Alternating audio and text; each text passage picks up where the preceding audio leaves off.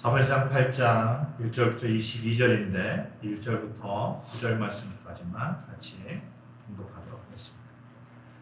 사무엘이 늙음에 그의 아들들을 이스라엘 사사로 삼으니 장자의 이름은 요엘이요 자자의 이름은 아비야라.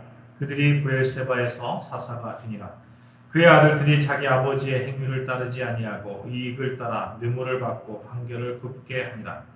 이스라엘 모든 장로가 모여 라마에 있는 사무엘에게 나아가서 그에게 이르되 보소서 당신은 늙고 당신의 아들들은 당신의 행위를 따르지 아니하니 모든 나라와 같이 우리에게 왕을 세워 우리를 다스리게 하소서 한지라. 우리에게 왕을 주어 우리를 다스리게 하라 했을 때에 사무엘이 그것을 기뻐하지 아니하여 여호와께 기도하며 여호와께서 사무엘에게 이르시되 백성이 내게 한 말을 다 들으라. 이는 그들이 너를 버림이 아니요 나를 버려 자기들의 왕이 되지 못하게 함이라. 내가 그들을 애굽에서 인도하여 낸 날부터 오늘까지 그들이 모든 행사로 나를 버리고 다른 신들을 섬김같이 내게도 그리하는도다. 그러므로 그들의 말을 듣되 너는 그들에게 엄히 경고하고 그들을 다스릴 왕의 제도를 가르치라. 아멘. 지난주에 우리는 미스바에 모인 이스라엘 백성들의 회개 운동을 살펴보았습니다. 하나님께서 미스바에서 모여서 통회의 기도를 드리는 그런 이스라엘 백성들의 그런 기도에 응답하시는 것을 볼 수 있었죠. 이스라엘 백성들 온 족속이 하나님을 사모하였다고 하였습니다. 사무엘은 그 사모하는 증표로 이스라엘 백성들에게 이방신과 아스라를 버릴 것을 강력하게 요구하죠. 백성들이 모여서 기도하고 우상과 또 아스라를 버릴 것을 또 이렇게 결단하고 통회하며 기도하였습니다. 그 가운데서 하나님께서 이스라엘 백성에게 축복을 내리셔서 그 기업해던 블레셋 군대들이 침략을 해오는데 그때 하나님께서 도움을 주셔서 블레셋 군대를 물리치는 그러한 이스라엘 백성들을 볼 수 있었습니다. 그래서 이스라엘 백성들이 어떻게 했습니까? 여기까지 하나님이 도우셨다는 에베네셀의 그 하나님을 우리 이스라엘 백성들이 찬양하는 그런 모습을 보았죠. 사랑하는 여러분, 지난 한 주 동안 하나님을 사모하면서 방해가 되는 것들 우리 곁에 분명히 있었을 것입니다. 그 방해가 되는 그 하나님을 사모하는 그 일에 방해가 됐던 우상과 아스타롯을 온전히 버리시고 또 한 주 동안 승리하시는 여러분과 저 되었으리라고 믿습니다. 네. 이제 여러분은 하나님의 보호하심, 하나님의 백성의 온전한 삶을 사시는 것입니다. 하나님께서 분명하게 당신의 백성을 지켜주십니다.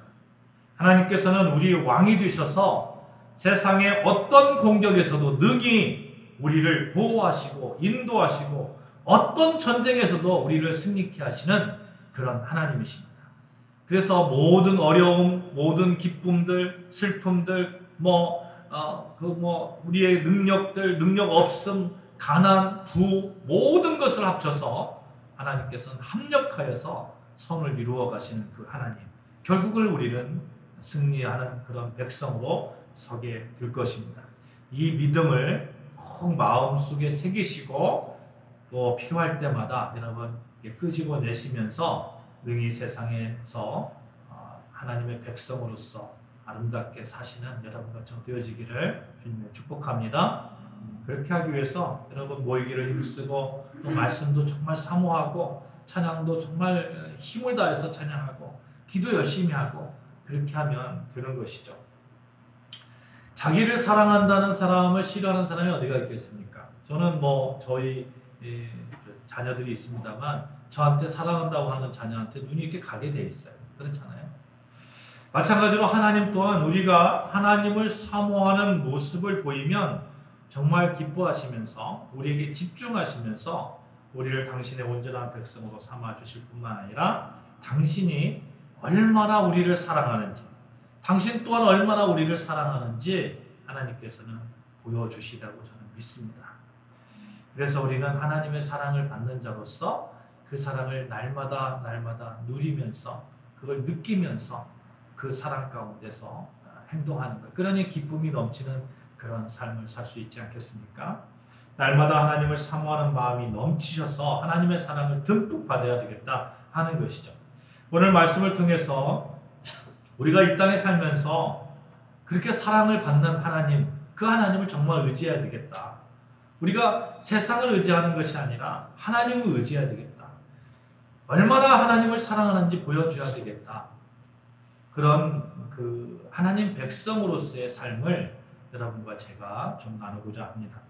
미스바에서 회개운동을 펼쳤던 이스라엘 백성들과 사무엘은 하나님이 주시는 평강 가운데 지내게 되었고, 사무엘은 이스라엘 사사로서 온 이스라엘을 이렇게 두루 잘 다스리고 있었습니다. 근데 세월의 장사 없잖아요. 세월의 장사 없으니까 사무엘도 이제 나이가 늙었습니다. 늙으니까 뭐 이렇게 다 처리할 수 없는 거예요. 다 처리할 수 없으니까 이제 후계자를 세워야 됐습니다. 당시에 이스라엘은 제사장의 아들들이, 사사의 아들이 대를 이어서 이렇게 사사가 되는 것이 자연스러운 일이었습니다. 엘리 제사장의 그 아들인 홈리와 비느하스, 별로 뭐 그렇게 썩 괜찮은 사람은 아니잖아요. 그런데 그들이 사사로서의 역할을 감당했잖아요. 마찬가지로 사무엘도 그의 장자인 요엘과 차자인 아비야를 이스라엘을 다스리는 사사로 세웠습니다. 근데 문제가 생겼어요. 사무엘의 장자인 요엘과 차자인 아비야가 엘리 제사장의 아들 홈리와 비느하스와 같은 그렇게 하나님 앞에서 정직하지 못한 행동들을 자꾸 하는 겁니다. 아버지만한 자식이 없다고 하는 얘기를 들었습니다만 사람이 참 그런가 봅니다. 부모가 너무 많은 부를 가지고 있잖아요. 너무 많은 권력을 가지고 있잖아요. 그러면 자식은 그것을 누리기만 하면 되잖아요. 뭐 부를 누리고 권력을 누리기만 하면 됩니다. 그러니까 이게 잘못된 길로 가기가 너무 쉬운 거죠. 유혹이 훨씬 많다는 겁니다. 어찌 보면 당연한 것 같아요. 그 유혹에서 이겨내는 자가 있고 그렇지 못한 자가 있는데, 이겨내는 자를 우리가 좀 괜찮은 사람이다 이렇게 얘기하지만, 또 이겨내지 못하는 사람은 뭐 그러면 그렇지 뭐 그렇게 그런 얘기를 우리가 자주 하잖아요. 오늘도 차를 타고 이렇게 오는데 한 학생이 그러더라고요. 뭐라고 얘기하냐면 뭐 자기 학교에 뭐 돈 많은 애들이 많은데 그 애들이 뭐 모여가지고 막 술 파티하고 뭐 그 술 먹는 거야 뭐 어쩔 수 없지만 그렇게 그 학생으로서 하지 말아야 될 행동들을 많이 한다는 거예요. 근데 가만히 보면 그 애들이 엄청난 부자인 거예요. 엄청난 부자인 거예요. 뭐 부가 꼭 그걸 결정하는 것은 아닙니다만 여러분 그렇게 될 확률이 많다는 거예요. 확률이. 너무 많은 부와 권력을 가지고 있으면 부모가 그것을 자식은 누리기만 해야 되니까 누릴 수 있는 거니까 잘못된 길로 갈 확률이 있는데, 홈리와 비느하스도 그런 거였죠. 악한 길로 갔죠. 그런데 성경에 보면 이 아버지 사무엘의 행위를 따르지 않고 이익을 따라서 아들들이 뇌물을 받았다고 이렇게 기록하고 있습니다. 재판을 해야 돼요. 재판이라는 것은 뭡니까? 재판이라는 공정해야 되잖아요. 공정을 담보로 해야 됩니다. 그런데 뇌물을 준 사람에게는 유리하게 재판하고, 그렇지 않은 사람은 죄가 뭐 없는데도 있다고 하고, 죄가 있는데도 뇌물 준 사람은 없다고 하고, 뭐 이러면 이게 나라가 어떻게 되겠습니까? 그렇죠? 혼란이 오고 백성들의 불만은 높아가고 결국에는 그런 권력들은 다 잃어버리게 되는 겁니다. 성경에 이런 경우가 참 많죠. 하나님께서 베푸신 힘을 엉뚱한 곳에 사용해서 결국에는 패가 망신하는 경우를 많이 보게 됩니다. 대표적으로 엘리의 두 아들 홈리와 비느하스, 우리가 살펴보았죠. 그들은 제사장의 권위를 이용해서 성막에서 여인들과 동침하고 하나님께 제사드려야 되는 재물을 몰래 빼돌렸습니다. 그 결과 어떻게 되었습니까? 전쟁터에서 한날에 같이 죽었습니다. 이스라엘의 언약궤도 빼앗겼습니다. 사울왕도 자기가 왕이라고 그 권력을 이용해서 내가 왕인데 뭐 제사장만 제사 드려야 돼? 내가 왕인데 나도 제사 드릴 수 있어. 자기 마음대로 임으로 제사를 드렸습니다. 그 결과 하나님께 버림받고 왕위를 다윗에게 물려줬습니다. 다윗은 또 어떻습니까? 그가 권력을 이렇게 가졌을 때에 자기 부하인 우리아의 아내 밧세바를 취하고 더구나 자신의 죄가 들통날까봐 우리아를 전쟁터에 보내가지고 최전방에 보내서 죽게 만들었습니다. 그 결과 가정과 왕국에 끊임없이 불행과 반란이 일어났고 결국은 북이스라엘 남유가 유다가 갈라지는 그런 결과를 가져오게 되었잖아요. 그래서 여러분 권력의 남용은 사라짐인 것 같아요. 사라짐. 파괴인 것 같습니다. 없어져 버려요. 그냥 순식간에 없어져 버립니다. 사무엘의 두 아들이 뇌물을 받고 재판하니까 백성들이 불만이 쌓이고 그 결과가 나타납니다. 백성들이 이제 더 이상 못 참겠다는 거예요. 그러면서 사무엘의 두 아들이 물러나고 절대 권력자가 있어야 되겠다. 사무엘의 두 아들이 뭐 사사로서 있으니까 안 되겠다는 거죠. 그래서 백성들이 생각해낸 것이 왕을 세우겠다는 거예요. 왕이 있으면 이러한 피해가 없을 거라는 것입니다. 왕이 있으면 그들에게 불편이 없어지고 태평성대가 이루어지고 왕이 있으면 공정한 재판이 이루어지고 왕이 있으면 부궁한 나라가 부국에 들 것이고 그렇게 생각하는 거예요. 여러분 우리가 그런 생각을 하잖아요. 뭐만 있으면 내가 그렇게 되겠다 하는 그런 생각을 자주 하잖아요. 여러분 그런데 막상 뭐만 있으면 그렇게 됩니까? 그렇게 안 되더라고요. 그렇죠? 세상 살아보니까 그렇게 안 됩니다. 5절 한번 보실까요? 5절. 5절 같이 봉독합니다. 시작. 그에게 이르되 보소서 당신은 늙고 당신의 아들들은 당신의 행위를 따르지 아니니 모든 나라와 같이 우리에게 왕을 세워 우리를 다스리게 하소서 한지라. 왕을 달라는 거예요. 그런데 사무엘 당신은 참 나를 잘 다스렸는데 이제 늙었지 않습니까? 늙어서 우리를 보살필 수 없지 않습니까? 이제 당신의 뒤를 따라서 당신의 아들들이 사사가 되었는데 공정한 재판을 하지 않습니다. 우리는 희망을 잃어버렸어요. 그러니 모든 나라들처럼 우리에게도 왕을 주십시오. 모든 나라들처럼. 모든 사람들이 갖고 있는 거 나도 가져야 되겠다는 거예요. 나도 가져야 되겠다. 그러면 내가 좀 불평하겠다는 겁니다. 그러나 여러분 자신들이 세운 왕이 보살필 것이라는 것은 하나님께서 지금까지 자신들을 보살피에 대한 불신앙적인 말이 되는 것이죠. 불신앙적인 말이 되는 겁니다. 우리는 하나님의 백성입니다. 하나님 한 분으로 만족하는 사람입니다. 백성은 하나님의 통치를 받는 거예요. 그러면 우리의 왕은 하나님 여호와 하나님입니다. 이것이 여러분과 저의 고백이에요. 아버지 하나님, 나의 왕 되신 하나님이라고 고백합니다. 왕 되신 나의 하나님 고백합니다. 그러나 이스라엘 백성들은 하나님의 통치를 받고 하나님의 보살핌 가운데 있으면서도 다른 왕이 필요하다는 거예요. 다른 것이 뭔가 필요하다는 거예요. 뭔가 부족하다는 거예요. 뭔가 부족하다는 거예요. 우리는 출애굽 사건을 기억합니다. 이스라엘 백성들이 애굽 땅에서 노예로 있다가 하나님의 도우심으로 노예에서 해방되었어요. 사람이 세운 왕이 있었습니까? 그때? 없었습니다. 아무것도 없었습니다. 왕이 있었습니까? 군대도 없었습니다. 그 수많은 광야의 적들과 척박한 환경에서 그들을 먹이시고 보호하신 분이 여호와 하나님이십니다. 왜 하나님께서 이스라엘 백성들을 지켜주셨습니까? 당신의 백성이니까. 당신의 백성이니까. 여호와 하나님 입장에서는 이스라엘이 당신의 백성입니다. 그러면 이스라엘의 입장에서는 당연히 하나님을 왕으로 모셔야 돼요. 당신을 통치하며 보살피는 왕이시다는 것을 이스라엘 백성들이 늘 고백하며 살아야 됩니다. 하나님께서 자신이 거하시는 상징의 의미인 성막을 백성들 중앙에 이렇게 설치하시고 너희를 다스리는 자가 나 여호와다 말씀하시면서 그들을 낮에는 구름 기둥으로 밤에는 불 기둥으로 인도하셨습니다. 배고프다면 만나와 메추라기를 주셨어요. 목말라 애타는 이스라엘 백성에게는 반석을 잘라가지고 생수가 나오게 했습니다. 그리고 가나안 땅으로 자기 백성을 인도하여서 가나안 땅에서 400년 동안 하나님은 이스라엘 하나님이 되시고 사사들을 세우심으로 자기 백성을 다스렸습니다. 그 400년 동안에도 하나님께서 이스라엘 왕이 되셔서 친히 통치하셨습니다. 자기 백성들이 하나님을 버리고 우상을 섬기면 하나님 어떻게 하셨어요? 너희들 그러면 안 돼. 그러면 안 돼. 내가 너희들 왕이야. 그러면서 이방 나라들을 세워가지고 이스라엘 치시게 하시고 고통 가운데 있게 하시고 그 가운데서 회개하면 다시 받아주시고 왜 그런 행동을 합니까? 왜? 하나님께서 왜 그렇게 합니까? 자기 백성이기 때문에 그런 거예요. 자기 백성. 지난 나 싫다고 하면 요즘 말로 뭐라고 하더라? 손절한다고 하더라. 손절? 나 싫다고 하면 손절하면 그만해요. 손절하면. 안 만나면 되는 거예요. 안 만나면. 그런데 하나님께서 그렇게 하지 않으셨어요. 어떻게 해서든지 이스라엘 백성들이 당신에게 돌아오기를 하나님께서 기대하시면서 때로는 사랑으로 때로는 징계로 그렇게 하나님께서 이스라엘 백성들을 이렇게 보호하셨습니다. 그런데 이스라엘 백성들은 어떻게 했습니까? 평화로울 때는 먹고 살만하면 하나님의 백성됨을 잊어버립니다. 내가 어떻게 잘나서 그렇게 살고 있다고 생각하는 거예요.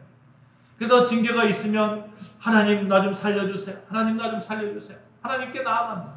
하나님께서 다시 그들을 회복시키면 또 다시 하나님을 떠나고 반복되는 거예요. 이런 이스라엘 백성을 보면서 하나님께서 8절 9절 같이 한번 봉독합시다. 시작. 내가 그들을 애굽에서 인도하여 낸 날부터 오늘까지 그들이 모든 행사로 나를 버리고 다른 신들을 섬긴같이 내게도 그리하는도다. 그러므로 그들이 말을 듣되 너는 그들에게 엄히 경고하고 그들을 다스릴 왕의 제도를 가르치라. 지금 이스라엘 백성들이 왕을 달라고 하니까 사무엘이 하나님 어떻게 할까요? 하나님 어떻게 할까? 이렇게 물어보니까 하나님께서 이렇게 말씀하는 거예요. 야 사무엘아, 그들이 왕을 달라고 하는 것은 사무엘 네가 싫어서 그런 거 아니야. 네가 싫어서 그런 게 아니고 너를 버리는 것이 아니야. 사실은 나를 버리는 거야. 사실은 내가 왕으로서 그들을 다스리고 있음에 대해서 그들은 나를 버리고 있는 거야.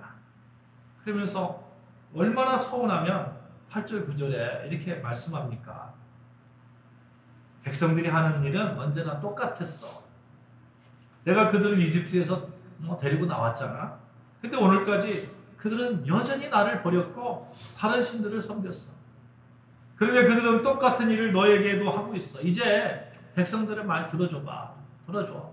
그런데 그 다스릴 왕이 어떤 왕인지 실체는 좀 알려줘. 사무엘에게 이렇게 얘기하고 있는 것이죠. 하나님의 실망이 이만저만이 아닙니다. 배은망덕하다는 거죠. 그렇게 잘 보살펴줬는데 그것을 알아주지 않는 백성들에게 한없이 실망하는 것을 보게 됩니다. 요즘도 그런 경우 많이 보는 것 같아요. 요즘 신문이나 인터넷상에서 이렇게 보면 부모가 정말 열심히 자녀에게 이렇게 했는데 자녀는 부모님 나에게 해준 거 뭐가 있어요? 이렇게 말하는 그런 친구들도 많이 있고 심지어는 부모를 구타하는 것도 보게 되고 여러 가지 보게 되죠. 그래서 사랑을 받는다고 그 사랑에 대해서 감사하는 것 같지는 않아요. 그죠? 근데 사랑하는 여러분과 저는 하나님께 사랑받는 그 사랑에 대해서 늘 감사하는 그런 하나님의 백성, 그런 마음을 가지시기를 주님의 이름으로 축복합니다. 그게 정상적인 거 아니에요? 여러분과 저는 이스라엘 백성과 같은 어리석음을 범하지 말자는 거예요. 하나님께서 지켜주시고 우리의 주가 되시고 우리의 왕이 되신다는 사실, 끝까지 우리를 지켜주신다는 그 하나님의 약속, 그 약속을 붙들고 하나님만 바라보면서 그렇게 살아가자는 것입니다. 이스라엘이 얼마나 하나님의 도우심을 많이 받았습니까? 그들은 출애굽하면서부터 계속해서 하나님의 도우심을 받았습니다. 출애굽 당시의 상황이나 광야에서 상황이나 가나안 정복의 시대의 상황이나 하나님의 인도하심과 도우심 가운데 있었는데 그럼에도 불구하고 하나님 백성됨을 망각한 거예요. 하나님 백성은 하나님의 다스림을 잊어버리는 순간 진흙탕의 삶을 살게 되어 있습니다. 꼭 명심하십시오. 하나님의 사랑을 잊어버리는 순간, 망각하는 순간 우리는 세상 속에 그냥 그 진흙탕에 사는 거예요. 17절 말씀 같이 공독할까요? 17절 말씀. 시작. 너의 때에 10분의 1을 거두어가리니 너희가 그의 종이 될 것이라. 하나님께서 경고하십니다. 뭐라고요? 그의 종이 된다. 그의 종이 된다. 이제 너희들은 다 빼앗길 거다. 나는 너에게 주는 왕이지만 너희들이 세우는 왕은 그것 너희들이 얻은 것들, 너희들이 취한 것들 다 뺏어갈 거야. 8장에 보면 왕의 행동을 이렇게 동사 한 단어를 써그런데 한마디로 빼앗아간다는 거예요. 취한다는 거예요. 왕은 다 뺏어간다는 거예요. 너희 딸들도 뺏어갈 것이고 너희 포도원 감람나무에 주고 제일 좋은 것 다 뺏어갈 것이고 너희가 소년과 나귀들 끌어다가 다 데려다가 그렇게 군대로 갈 것이고 다 빼앗아간다는 겁니다.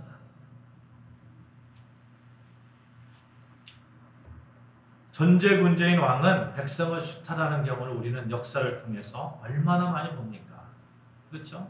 그래서 이 로마 시대에도 공화정에서 황제 제도가 들었을 때 백성들은 혼란을 피하고 강력한 그런 권력을 가지고 있으면 그렇게 될 거라고 태평성대가 될 거라고 그렇게 생각하고 그렇게 황제 제도를 드렸습니다. 그렇지만 얼마 안 가서 어떻게 되었습니까? 황제는 권력을 사유하고 세금과 군사 부담으로 백성들을 억눌렸습니다. 얼마나 억눌렸는지 몰라요.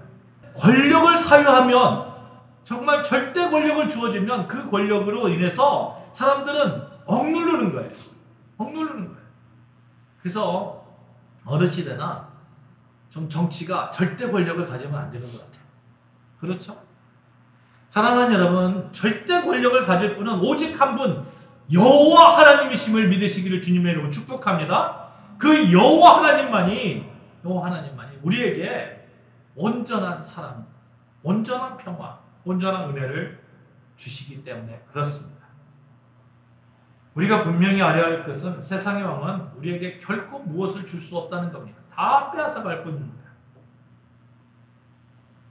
이 시대의 왕이 무엇인지 한번 생각해 봐야 돼요. 이 시대의 왕은 어떤 분은 권력일 수 있고 어떤 분은 지식일 수 있고 어떤 분은 돈일 수도 있고 내가 정말 그것만 있으면 내가 어떻게 되겠다 하는 그런 거 있잖아요, 여러분.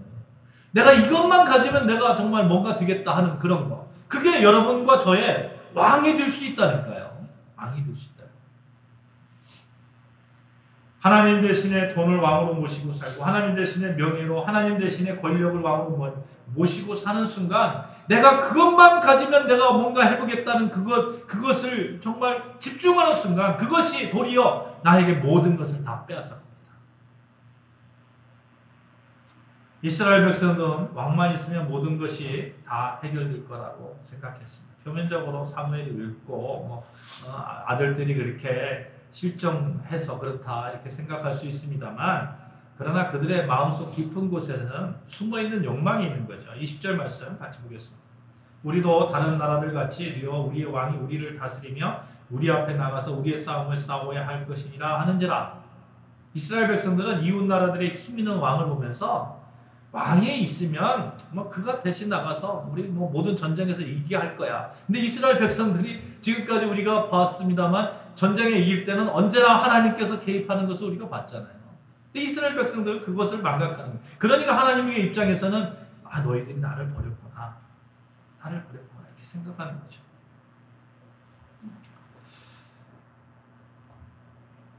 세상의 것들이 더 좋아 보일 수 있습니다. 그러나 하나님의 백성은 하나님의 백성이 가장 행복하고 아름답다는 그런 고백으로 살아가야 될 줄로 믿습니다. 이스라엘 백성들은 어느 날 저들에게 주변 국가들의 왕이 눈에 띄었을 거예요. 강력한 군대를 가지고 강력한 정치를 펼쳐나가는 이웃 나라를 보면서 우리도 저런 왕이 있으면 정말 뭔가 멋지게 살아갈 수 있을 텐데 이렇게 생각했을 것입니다. 그러니 하나님의 통치하심을 보지 못하는 거예요. 여러분 세상을 향해서 눈을 돌리잖아요. 세상을 향해서 눈을 돌리고 내가 정말 원하고 있는 정말 저것만 있으면 되겠다는 것에 눈이 가는 순간 그것에 집중하는 순간 하나님의 통치를 보지 못하는 겁니다. 그래서 우리는 세상 사람들을 부러워해서는 안 되는 거예요.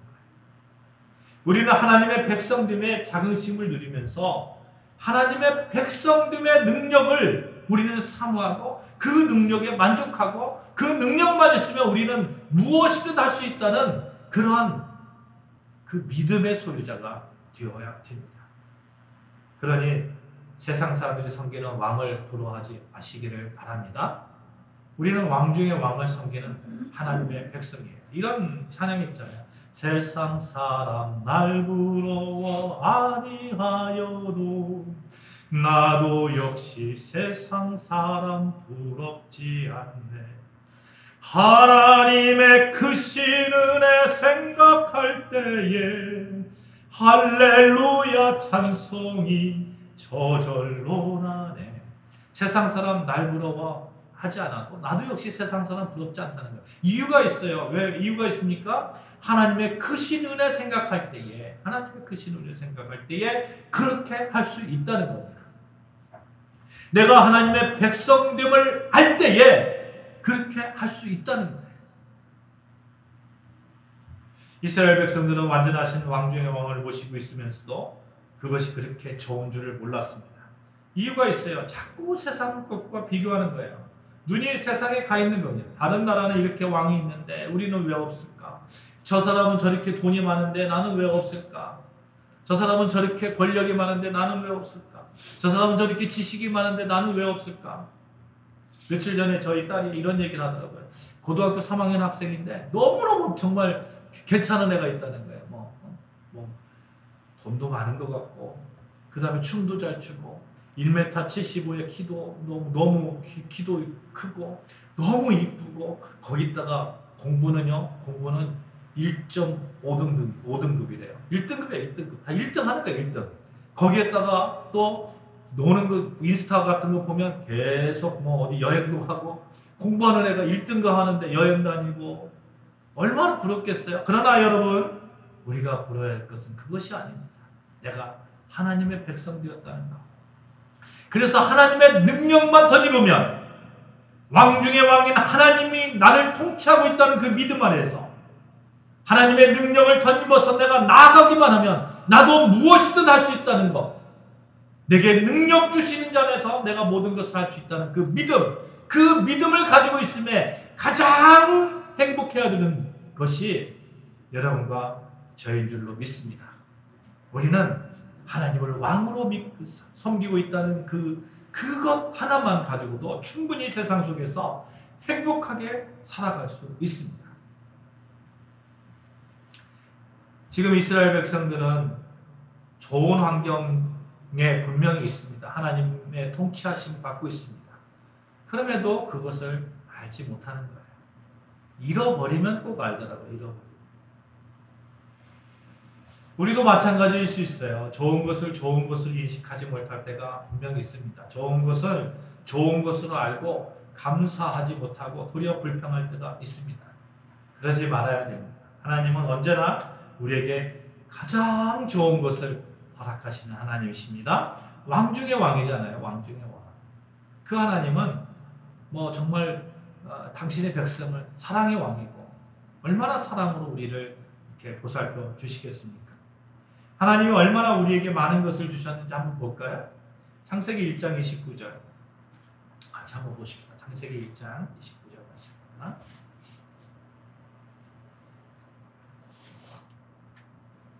같이 봉독합니다. 시작. 하나님이 가라사대 내가 온 지면에 씨 맺는 모든 채소와 씨 가진 열매 맺는 모든 나무를 너희에게 주느니 너희 식물이 되리라. 하나님 모든 것 다 주셨다고요. 선지를 창조하시고 하나님께서 온 지면의 모든 것들을 다 주셨어요. 로마서 8장 32절에 보면 자기 아들을 아끼지 아니하시고 우리 모든 사람을 위하여 내어주시니가 어찌 그 아들과 함께 모든 것을 우리에게 은사로 주지 않겠느냐. 아들까지 내어 독생자 예수 그리스도 자기의 독생자를 아낌없이 내어주신 분인데 다른 것들 안 주시겠냐 하는 거죠. 예수님은 우리를 위해서 대속물로 그의 목숨까지 주셨다고 합니다. 마태복음 20장 28절에 보면 인자가 온 것은 섬김을 받으려 한 것이 아니고 도리어 섬기려 하고 자기 목숨을 많은 사람에게 대속물로 주려 합니다. 예수님께서 오신 것은 많은 사람들을 구원하기 위해서 오셨다고 이렇게 말씀하시잖아요. 천지를 주시고 독생자를 주시고 우리를 독생자 예수 그리스도를 통해서 당신의 백성 자녀 삼아 주셨는데 무엇이 더 필요하냐 하는 거예요. 그래서 우리는 내가 하나님의 온전한 보살핌에 감사하고 있는 감사의 삶을 살고 있는지 매일매일의 삶 가운데서 우리의 믿음을 돌아보는 거예요. 내가 왕 중의 왕인 하나님을 여호와 하나님을 왕으로 모시고 있는 삶을 살고 있는가, 현재 살고 있는가 돌아보는 거예요. 만약 그 믿음이 조금이라도 흔들린다면 하나님의 경고에도 얼마든지 무방할 수 있기 때문에 그렇습니다. 이스라엘이 이런 기막힌 상황이 얼마나 기막히면 하나님께서 이렇게 말씀합니까? 그날에 너희는 내가 택한 왕으로 말미암아 울부짖되 그날에 여호와께서 너희에게 응답하지 아니하시리라 하니. 그때는 네가 그렇게 좋아했던 왕 그것 때문에 네가 힘들 때에 아무리 울부짖어도 내가 응답하지 않을 거야. 얼마나 서운하면 그러실까요? 실제로 응답하시잖아요. 다시 용서해 주시잖아요. 그럼에도 불구하고 하나님께서 얼마나 서운하면 나를 버렸다는 그 하나님의 그 말씀 여러분, 우리가 좀 생각해 봐야 되지 않습니까? 하나님께서 얼마나 선하면 너희가 나를 버렸어 이렇게 말씀하시겠어요? 사랑하는 여러분, 우리는 하나님의 백성입니다. 하나님께서 지켜주십니다. 우리가 하나님만 바라보면 하나님은 언제까지인지 안전하게 보살펴 주십니다. 보살펴 주실 뿐만 아니라 하나님의 능력을 우리에게 덧입혀 주십니다. 그러면 우리가 섬기는 하나님 어떤 왕인가 하는 거예요. 여러분, 세상에 어떤 왕이 줄 수 없는 평화를 하나님께서 우리에게 주십니다.